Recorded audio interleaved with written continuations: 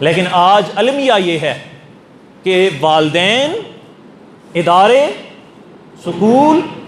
Colleges, universities, جتنے ادارے ہیں وہ سارے نمبروں کی دوڑ میں تو ایک دوسرے سے آگے نکل رہے ہیں،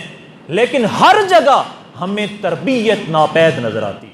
جس کو آپ نے حافظ قرآن بنانا ہے پھر اس کو عالم دین بھی بنانا ہے تاکہ اسے پتہ چلے کہ اللہ کا قرآن کیا رہا ہے۔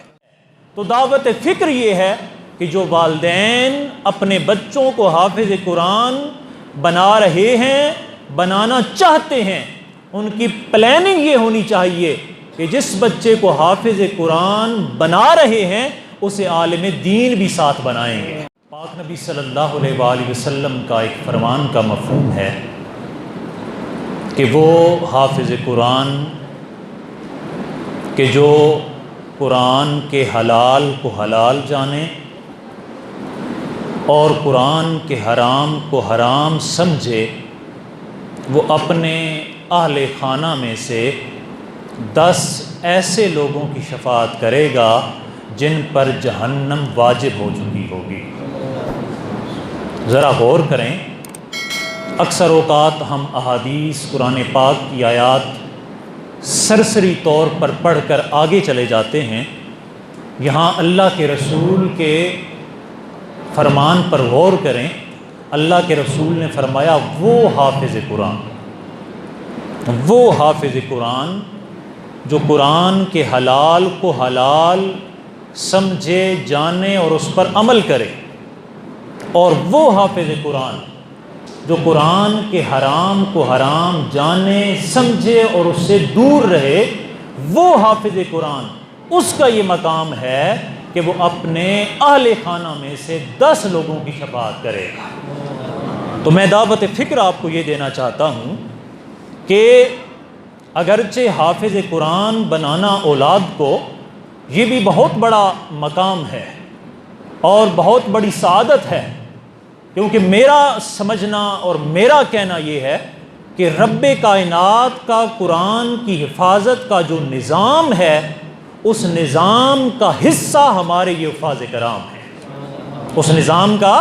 حصہ یہ حفاظ کرام ہیں۔ لیکن دعوت فکر یہ دینی ہے کہ اللہ کے رسول فرما رہے ہیں جو قرآن کے حلال کو حلال جانے، جو قرآن کے حرام کو حرام سمجھے، اس حافظ کا یہ مقام ہے۔ تو دعوت فکر یہ ہے کہ جو والدین اپنے بچوں کو حافظ قرآن بنا رہے ہیں، بنانا چاہتے ہیں، ان کی پلاننگ یہ ہونی چاہیے کہ جس بچے کو حافظ قرآن بنا رہے ہیں اسے عالم دین بھی ساتھ بنائیں گے، کیونکہ اگر آپ صرف حافظ قرآن بنائیں گے تو بے شک اس کا بھی بڑا مقام ہے، اس کی افادیت سے انکار نہیں ہے، لیکن اللہ کے رسول نے کیا فرمایا ہے کہ جو قرآن کو سمجھے گا، اس کے مطابق عمل کرے گا، تو جو حافظ قرآن صرف قرآن کو پڑھے گا تو مقام تو اس کا بھی بلند، لیکن جو سمجھے گا اور اس کے مطابق عمل کرے گا تو اس کو پھر یہ مقام ملے گا۔ لہٰذا جن حفاظ کرام جو بن رہے ہیں، جو والدین بنانا چاہتے ہیں، تو آپ پلاننگ یہ کریں کہ اپنی اولاد میں سے جس کو آپ نے حافظ قرآن بنانا ہے پھر اس کو عالم دین بھی بنانا ہے تاکہ اسے پتہ چلے کہ اللہ کا قرآن کیا رہا ہے، اللہ کا قرآن کیا رہا ہے۔ تو اب عابد وقار رب کائنات کی ثنا، نبی پاک صلی اللہ علیہ وسلم کی بارگاہ میں درود و سلام اور حفاظ کرام کی بارگاہ میں مبارکباد پیش کرنے کے بعد میں اپنے موضوع کی طرف آتا ہوں۔ بڑے خوبصورت انداز میں دعوت فکر ہمارے محترم آپ کو دے رہے تھے،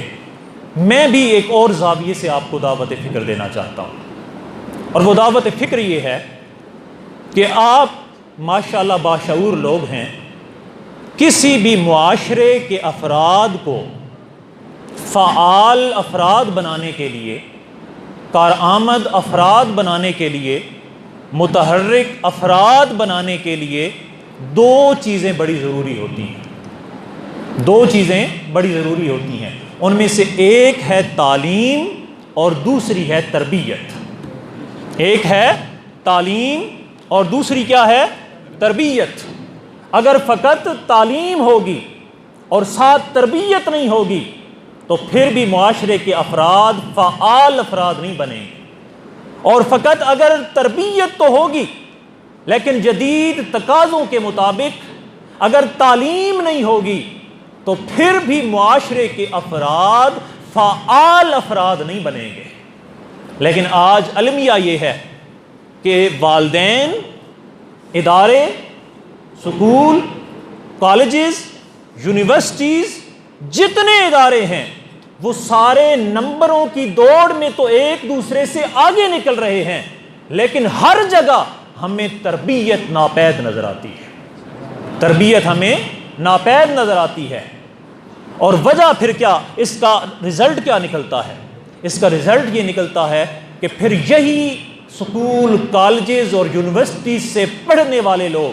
جن کی تربیت نہیں ہوتی، جب یہ کسی عہدے پر بیٹھتے ہیں تو ویل ایجوکیٹڈ تو ہوتے ہیں لیکن ان کا ظرف بڑا محدود ہوتا ہے، ان کی سوچ بڑی محدود ہوتی ہے، وہ فقط اپنا سمجھتے ہیں، اپنی فکر کرتے ہیں، گھر والوں کی فکر کرتے ہیں، وہ امت کے بارے میں نہیں سوچتے، وہ معاشرے کے بارے میں نہیں سوچتے۔ لہٰذا ضرورت اس امر کی ہے کہ جہاں تعلیم چل رہی ہو ساتھ ساتھ وہاں تربیت بھی ہونی چاہیے۔ اگر ان میں سے کوئی ایک عنصر بھی اگر غائب ہوگا تو پھر آپ سمجھ لیں کہ معاشرہ ایک فعال معاشرہ نہیں بن سکے گا۔ تو جب یہ صورتحال ہے کہ کالجز، یونیورسٹیز میں تربیت ناپید نظر آتی ہے تو بحمدی تعالی ہم مسلمان ہیں،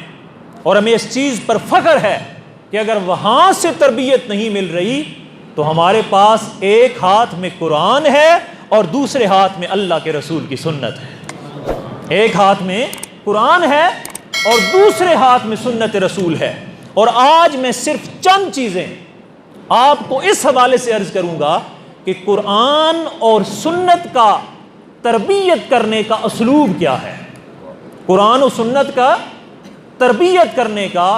جو قرآن و سنت سے جو لوگ جڑے رہتے ہیں، سنت سے جڑے رہتے ہیں، سیرت سے جڑے رہتے ہیں، قرآن سے جڑے رہتے ہیں، تو وہ طریقہ کار کون سے ہیں کہ جن طریقہ کار کے مطابق قرآن ہماری تربیت کرتا ہے۔